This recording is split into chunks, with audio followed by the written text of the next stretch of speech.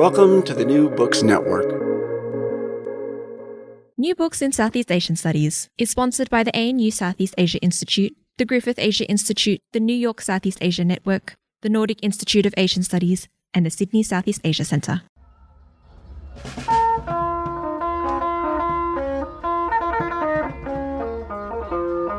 Hello everybody and welcome back to New Books in Southeast Asian Studies, a podcast channel on the New Books Network. I'm Patrick Jory. I teach Southeast Asian history at the University of Queensland, Australia, and I'm co-host of this channel. In popular understandings of the modern history of Vietnam, we are familiar with Ho Chi Minh's anti-imperialism, but we know much less about the anti-communist nationalism of South Vietnam, officially the Republic of Vietnam, or the RVN. The RVN tends to be viewed as a creation of the French and later a puppet of the Americans, but as Tran shows in her book, Disunion, Anticommunist Nationalism and the Making of the Republic of Vietnam, the RVN was also heir to a revolutionary tradition that developed out of the anti-French resistance, but which was quite distinct from the communist one to the north. Although the many different political and religious factions in the South shared a fierce anti-communism, the RVN was plagued by disunity. And ironically, despite the democratic ideals that these groups claimed to advocate, the RVN was subject to authoritarian rule for most of its brief existence. Today I'm talking with the book's author, Nu-Anh Tran, who teaches Southeast Asian history in the Department of History and at the Asian and Asian American Studies Institute at the University of Connecticut. Nu-Anh, thanks so much for coming on New Books in Southeast Asian Studies. Thank you for having me. It's very kind of you to invite me. Could I start off perhaps by asking you how you became interested in the history of Vietnam? So I became interested in the history of Vietnam largely because of my own background. I was born in Vietnam and my family came to the United States as refugees. I grew up in the United States listening to my parents' stories about the Vietnam War, about the Republic of Vietnam, and about their life in post-war Saigon. And in many ways, my parents' past was sort of like this lost world to me because the regime with which they identified, the Republic of Vietnam, was no longer around. It no longer existed. So I could never experience what they experienced firsthand. And on top of that, I left Vietnam when I was too young to have any memories of the place. My childhood took place before the normalization relations between Vietnam and the United States. So in many ways, I was cut off from Vietnam throughout my childhood. And although my parents talked a lot about the war, that never seemed like enough to me because I had all these questions about the war and about the Republic of Vietnam that they couldn't answer. And then at school, I learned a very different history of the Vietnam War. And I learned a very different history from American books. But that version of history was mostly about the Americans. And that version of history really couldn't answer any of my questions about Vietnam either. And I think this experience I'm describing is really common among Vietnamese Americans of my generation, where we learn one version from our parents, if we learn at all, and then we learn a different version in school and through the popular American media. And when I've listened to radio interviews from Vietnamese American authors of my generation, a common sentiment I hear from them is that they don't believe that history can capture their family's experiences, especially their family's experiences of the war. And this explains their decision to write a novel or write a memoir or conduct oral history interviews with their parents. And I think a part of the reason behind that sentiment is that the history that they've been exposed to is so American-centered. But unlike many of these Vietnamese American writers, I think I traveled in the opposite direction. I felt like the oral history I received from my parents couldn't answer questions I had about the broader politics and culture of the Republic of Vietnam. And I really liked literature as a teenager, but I felt that literature couldn't answer my questions because a memoir or a novel just couldn't tell me about the larger social and economic context. And I realized it's not that history couldn't capture my family's experience, it's just that the history I had been exposed to failed to do so. And that made me want to write history that was about Vietnamese experiences of the Vietnam War period, experiences that went far beyond my family or any specific family. The modern history of Vietnam is a pretty well-studied field, largely, as you suggested, just then due to the American involvement. So can you kind of encapsulate for the audience what is special about your book? Can you give the listeners a general overview of what you're trying to do in your book? Sure. So much of the history of modern Vietnam, as it's been written in the English language, is about Vietnamese communists. And much of the scholarship, which was written roughly between the mid 60s up until, say, I would say the late 80s, maybe up into even to the early 90s, is largely depicted that communism is the main trend in modern Vietnamese history. That the modern Vietnamese history is the history of communists who are the flag bearers of Vietnamese nationalism and is about their struggle to overthrow French colonialism and then defeat American neo-imperialism and finally achieve this dream of independence that all Vietnamese people wanted. I think I'm exaggerating a little, but just a little about and how I characterize that scholarship. What I try to do in my book is I try to explain the Republic of Vietnam and its domestic politics. And I try to do it in such a way that explains the relationship between the Republic of Vietnam and the larger span of Vietnamese history in the 20th century.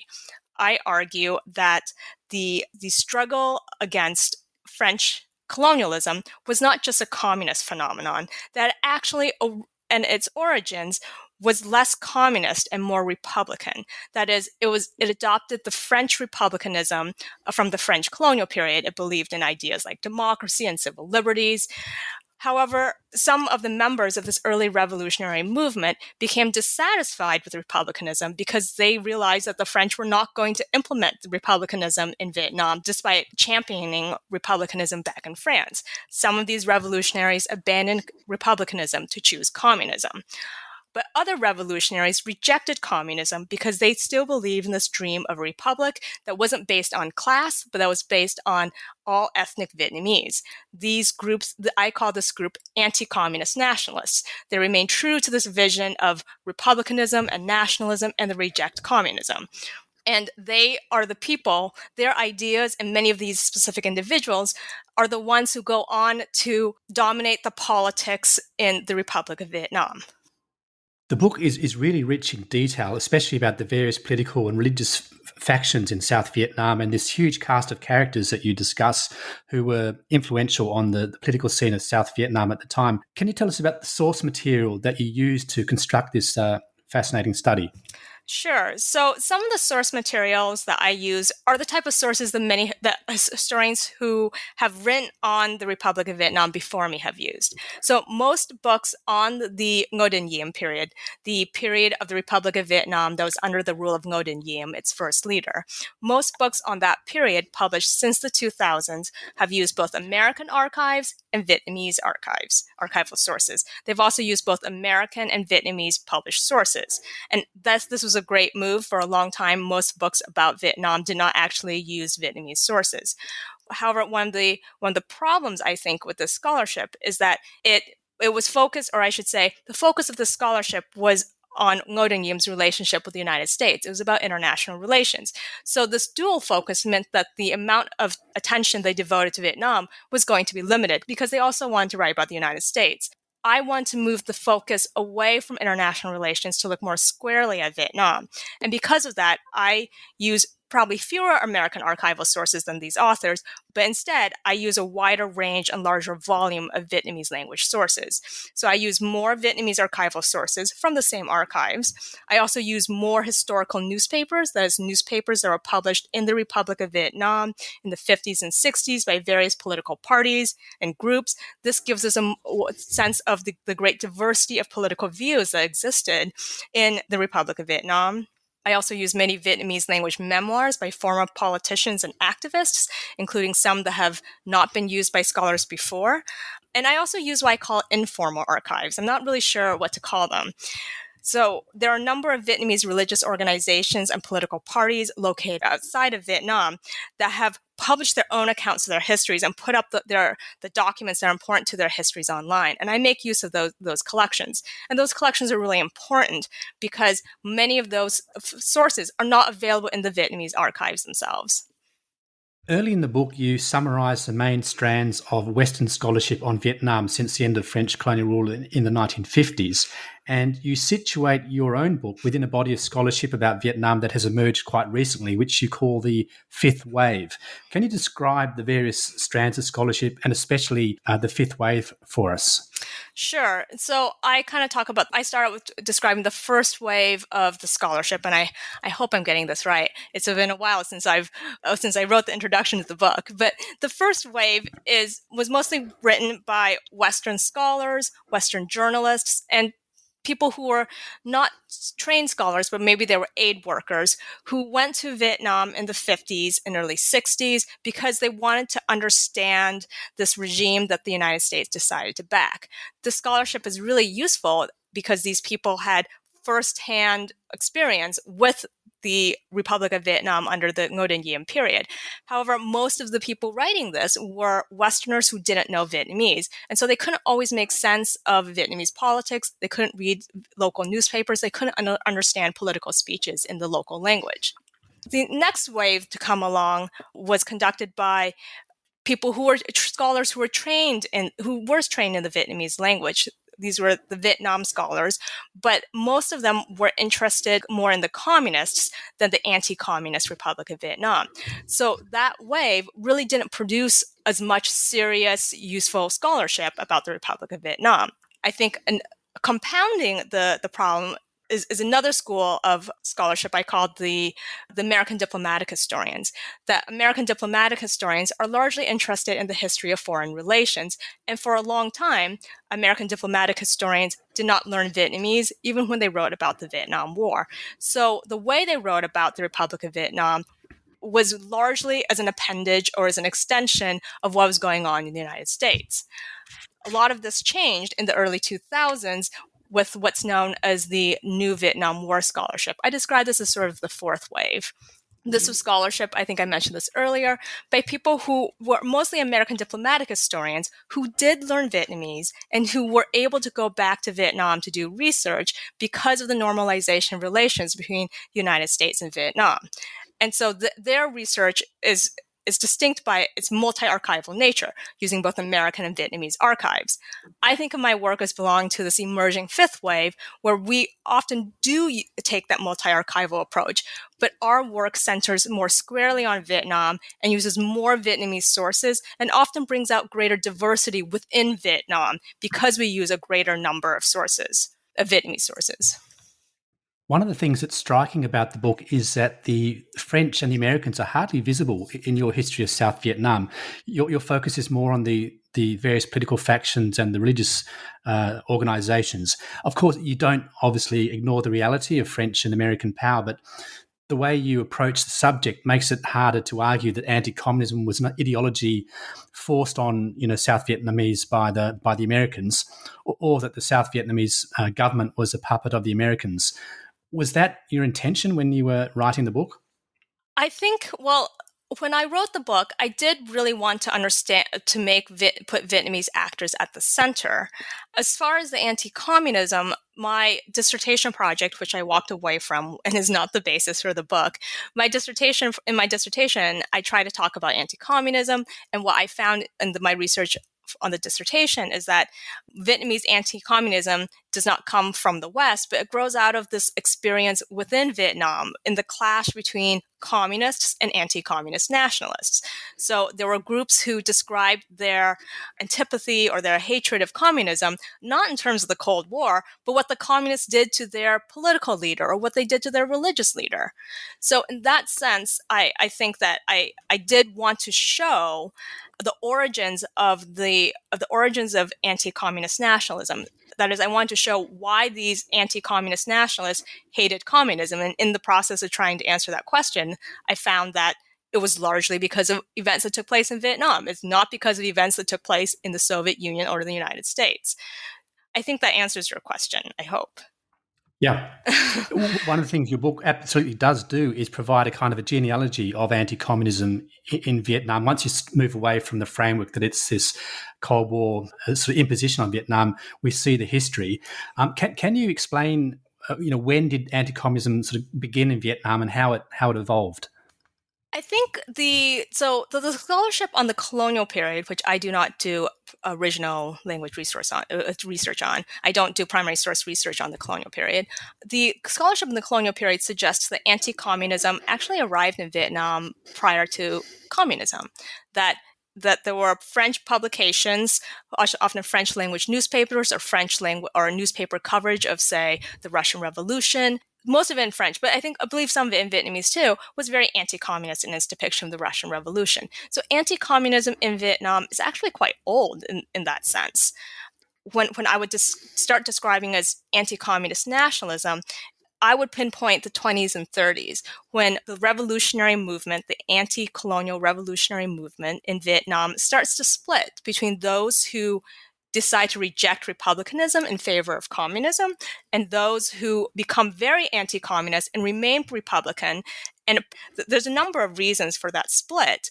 And it's a gradual split, but the reason for that split is that a disagreement on how they understand the world and what they want the country to look like. So the communists largely wanted to create what would become a people's democracy. So a government that was based primarily or led by the Vietnamese working class and peasantry, whereas the anti-communist nationalists wanted to create a democratic republic that was based on all ethnic Vietnamese. So it was very different visions of the future.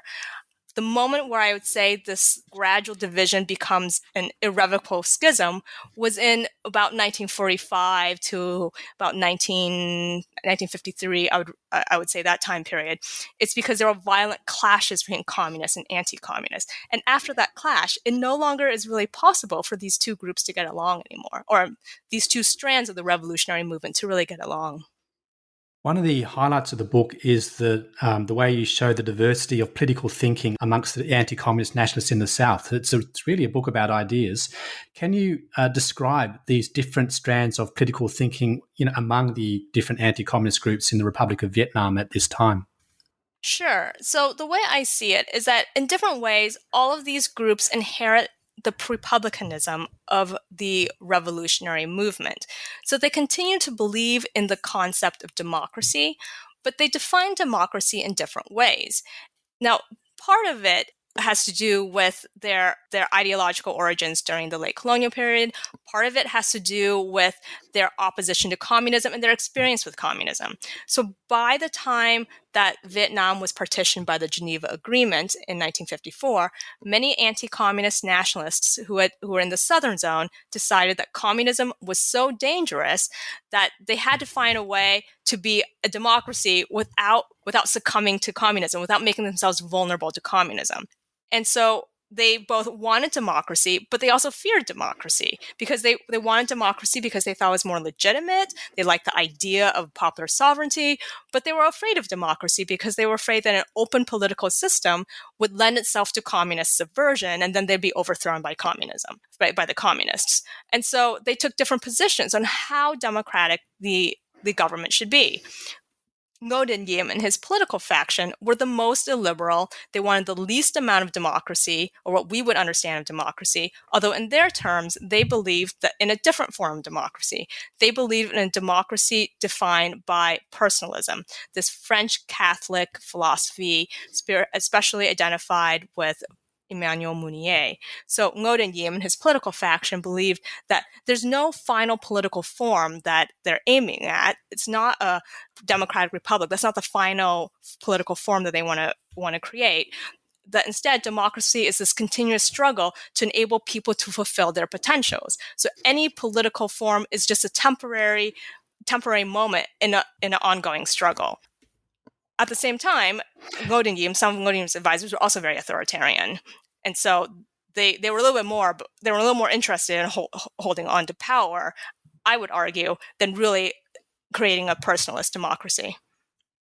You've already mentioned him. One of the key figures in the book is Ngo Dinh Diem, the president of the RVN from 1955 until his assassination in 1963. Can you tell us a little bit more about the man, his background, and also his very politically influential family that figure so largely during this period? Ngo Dinh Diem came from a Mandarin family in central Vietnam around the area of Hue, the old imperial capital. His family is originally from a little village area outside of Hue. And they were a very prominent family, especially in central Vietnam. And they had a long, sort of illustrious history of serving the last imperial court. They're also a very important Catholic family. And they're a very educated family. So they they probably belonged to one of the most prominent families in Vietnam during the late colonial period. Ngo Dinh Diem and his family, one thing that's really remarkable, I'd say about Ngo Dinh Diem and his family is that more so than any other political group of this period, they really relied on family ties and family connections as the basis of our political organizing. Now, this is not to say that other groups didn't do this. They did, but I would argue that Ngo Dinh Diem's family used it to a far greater extent. So I think this explains some of the nepotism that we see in the Republic of Vietnam under his rule, that his two brothers were his political advisors and played these sort of informal roles as the head of his secret political party, that his sister-in-law was the unofficial first lady, that his another brother who was a bishop also was very influential, that another brother was an ambassador to the UK, that his various family members were placed in important roles in the government. I think that this is something that all political groups did to a certain extent, but he did it to the greatest extreme. You show that Diem is in no sense a liberal, and he in fact kind of essentially tries to set up a one-party state. But besides this anti-communism, there's this really quite peculiar European political philosophy, which you just touched on a minute ago, that not many people today, I think, would know much about. This, which became the official ideology of the Diem regime, personalism. What was personalism, and why was Diem attracted to it? I think Ngo Dinh Diem and his family were attracted to personalism because it offered them an ideology that they thought could be sort of a counterpart or could be a weapon to fight communism. So one of the great problems that anti-communist nationalists often felt like they faced was that the communists had this very rigorous ideology, they were very organized, and that the anti-communists, they needed something, they needed an overarching large ideology that would bring them together and help them become as organized and with which they could offer as an alternative to communism. This was something that I think many anti-communists felt, not just the Ngo family. Ngo Dinh Diem's second brother, Ngo Dinh Nhu, he was a very educated intellectual. He became interested in personalism. And some of the sort of defining qualities of personalism, and I want to stress that this is based on scholarship, often much of this is based on scholarship that other people have done about personalism, is that personalism offered this sort of middle way between capitalism and communism, that it didn't believe in the selfish individual of capitalism that only is driven by economic desire, but it's also not like communism where it's the collective overpowering the individual. That personalism was based on the idea of the person, the idea of an individual embedded in a web of social relationships, not an atomized individual, but not a suffocating collective either.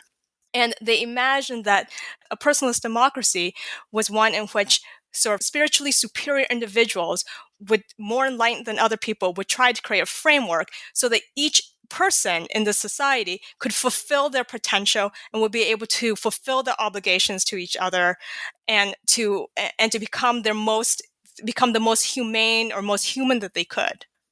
What that looked in practice, what often did not look very democratic, because this idea of some individuals being more spiritually superior than others, well, how do you pick those superior individuals?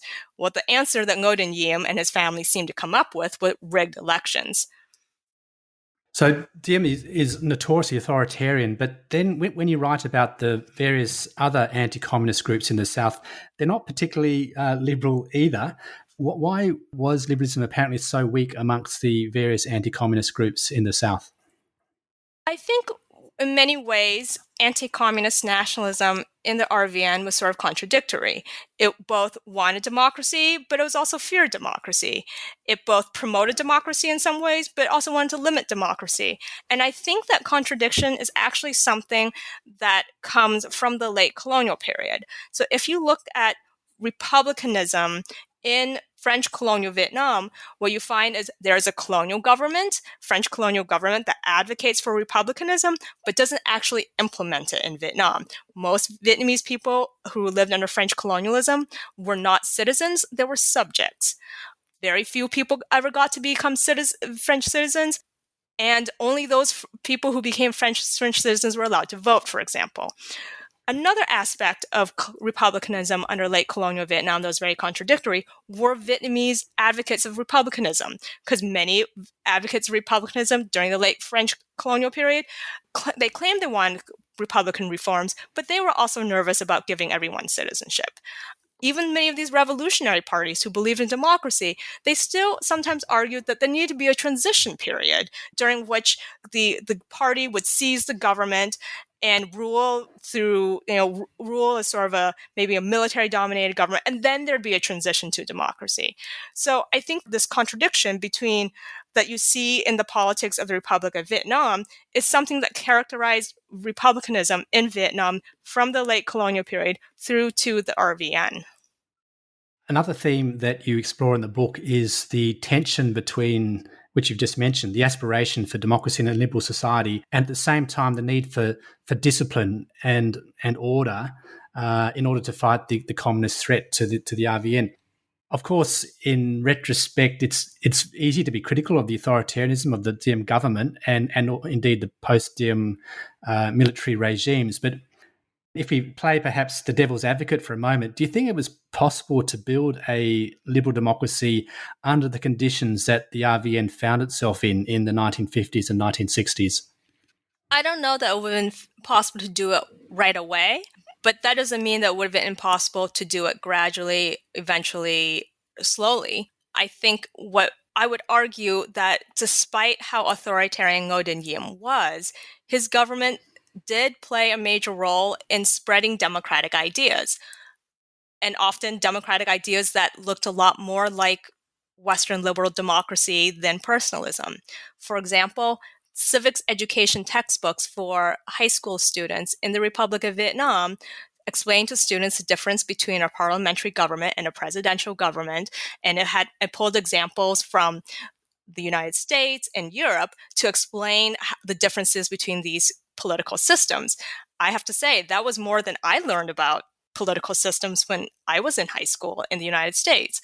And so even though the government itself is fairly authoritarian, it actually played a major role in spreading democratic ideas. Or when the government made public school students join or participate in parades or government-sponsored demonstrations, in a way, we can see how if you're a student and you've been told to participate in a government-led demonstration, it also gives you an experience of how to be a part of a demonstration. And I think that the pro-democracy sentiments of the student movement that emerged or that erupted in 1963, that was very much against Ngo Dinh Diem, we can in some ways see that as the legacy of his regime. These were students who grew up learning about democracy in the RVN schools, and then they put it to practice. So for me, it's this great contradiction between a government that's not very democratic, but that preaches democracy, and in some ways it does so successfully. Another thing that strikes the reader as they read your book is the intensity of the violence in the Republic of Vietnam during this period. It seems that almost on a weekly basis, people are, being assassinated, murdered, executed, or tortured, in their hundreds, both by the state as well as by the various political factions. And this is, well before the escalation of the war in the mid-1960s. How do you explain the intensity of the violence during this period? I think the intensity of the violence might be traced back to the origins of many of these groups as revolutionary parties. So during the colonial period, if you wanted to advocate for an independent Vietnam and you wanted to advocate for it in a more forceful way than simply writing articles, the only thing you could really do was to join an underground political party. And joining an underground political party or becoming part of any underground group was terribly, terribly dangerous. The way these revolutionary parties managed to survive, in part, was through enforcing iron discipline, that traitors to the party are executed, that anyone who wants to join the party has to be sponsored by multiple members. This is something that we often associate with the communists, but it was practiced by many, many revolutionary political parties. And I think some of this violence that we see in the Republic of Vietnam may be traced back to the political habits that these political groups and leaders learned during their time trying to oppose French colonialism. That success or that politics is something that often has to be enforced very rigidly and through violence, and often requires unswerving loyalty. When you discuss the different factions in the South, the religious groups have quite a prominent role. Can you tell us about these different religious groups and their political thinking and their role in the political process? Sure. So the two main groups that I discuss are the Gao Da and the Hua Hao. Both of these are religions that emerge in southern Vietnam in the decades before World War II. And both of them are in many ways very indigenous to southern Vietnam. That they're strongest in southern Vietnam, and they never had a strong presence in northern Vietnam. So the Cao Dai is generally described as a syncretic religious faith that eventually the main branch was based in Tây Ninh province, which is near the Cambodian border. The Hua Hao was reformed Buddhist group that was based in the Mekong Delta. And both of these groups politicized and militarized before and during World War II, that they became involved in the revolutionary movement. They became interested in advocating for national independence, and they eventually formed militias and what later I think could well deserve to be called a full-blown army. And they did this partly to protect their own population during wartime, during World War II. They also received some assistance, not a lot, but some assistance from the Japanese during World War II. And after the end of World War II, they clashed with the communist-led Viet Minh, the sort of communist front organization that fought for independence. And they ended up fighting. So they fought the French, and later they broke with the communists and fought with the communists, and often allied with the French. When Ngo Dinh Diem comes to power, the Cao Dai and the Hua Hao were the two most powerful anti-communist groups in southern Vietnam. And that's why they're so important in my story, because they were the groups that were most able to challenge Ngo Dinh Diem's authority, because they had the numbers, they had the sort of clout that very few other groups had in 54 through 56. And they have been largely, I think their political ideas have been largely ignored by other scholars, which is one reason I really wanted to spend as much time as I could on them.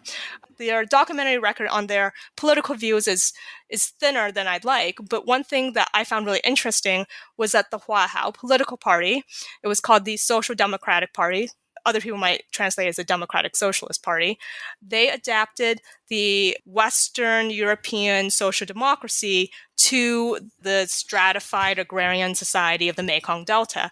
So they advocated things like land reform, like robust state intervention into the economy to help peasants and workers. I found their ideas really interesting. The ideas are really quite far to the left.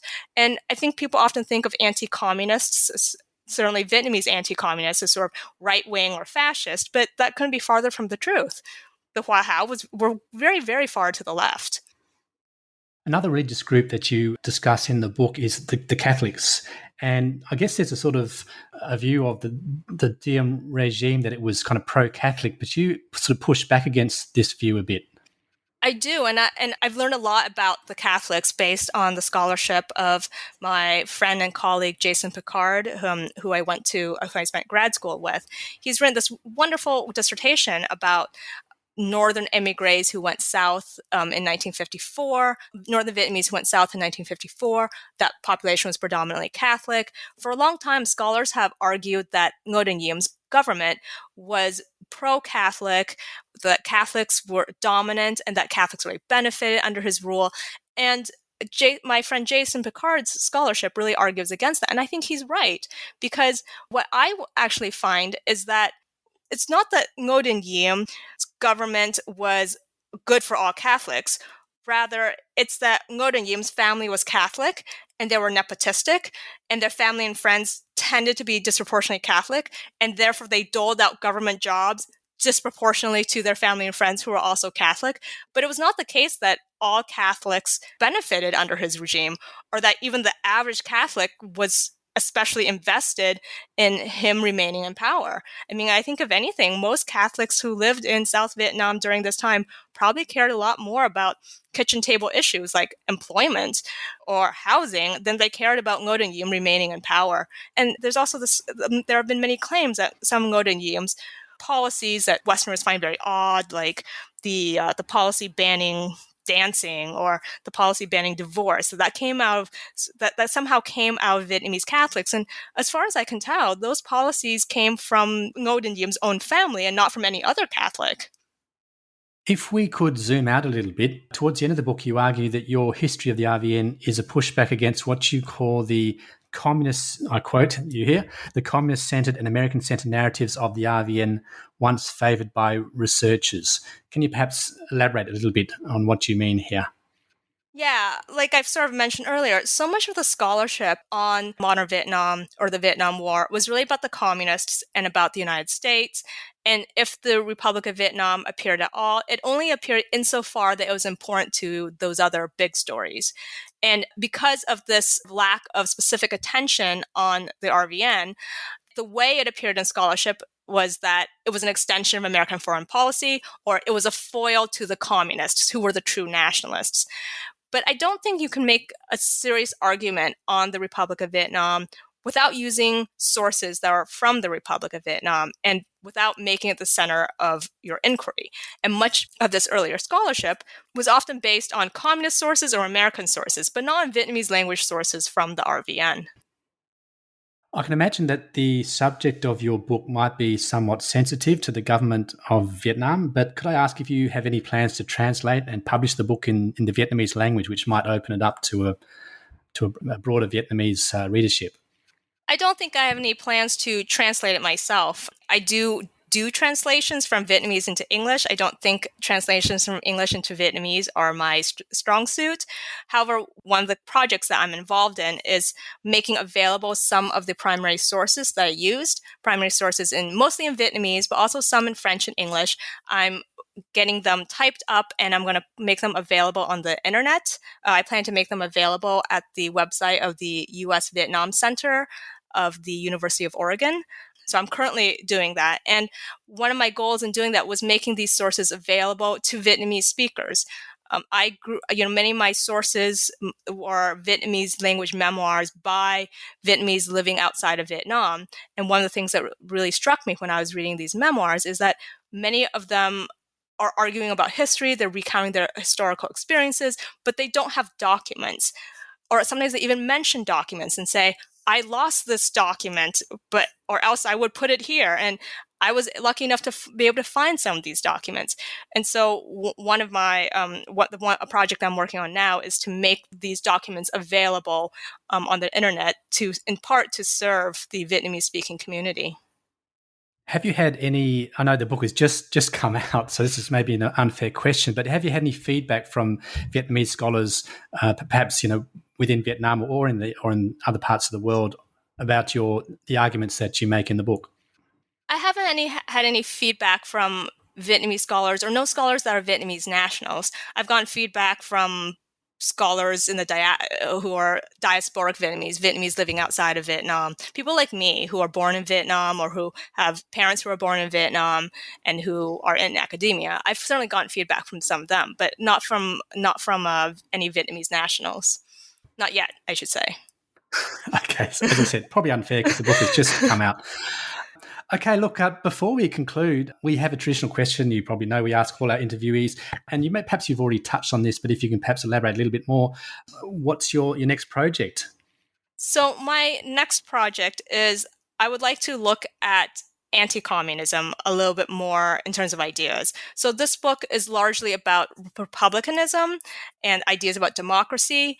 And my next project, I'd like to look at anti-communism, and I want to connect the discourse on anti-communism in the Republic of Vietnam to anti-communist policies. And I've done some preliminary work on this. My thinking is that anti-communism in Vietnam and the emotional strength of anti-communism in the Republic of Vietnam, and it was emotionally strong among certain sectors of the population, that strength comes from terrible experiences living under communism. However, anti-communism also became a justification for doing really terrible things to actual and suspected communists living in South Vietnam. So I want to draw out the connection between the experience of the anti-communism as a response to the horrors of communism and then becoming a justification for enacting horrors on others. Well, we'll look forward to seeing what comes out of that fascinating project. Nu-Anh, Tran, thank you so much for joining us on this episode of New Books in Southeast Asian Studies to discuss your book, Disunion, Anticommunist Nationalism and the Making of the Republic of Vietnam, which is actually hot off the press from University of Hawaii Press. I think it came out, was it last month? Yes, it officially came out at the very end of February. Great. Thanks very much. And you've been listening to New Books in Southeast Asian Studies, a podcast channel on the New Books Network. Thanks again, everyone, for listening. If you've enjoyed this episode, then you might also be interested in other episodes that deal with the modern history of Vietnam, like Sean McHale's First Vietnam War, Sovereignty and the Fracture of the South, 1945 to 1956, or Olga Draw's Making to Vietnam's War and Youth Identities, 1965 to 1975. And you can download or stream these interviews and thousands more free of charge via the New Books Network website or iTunes.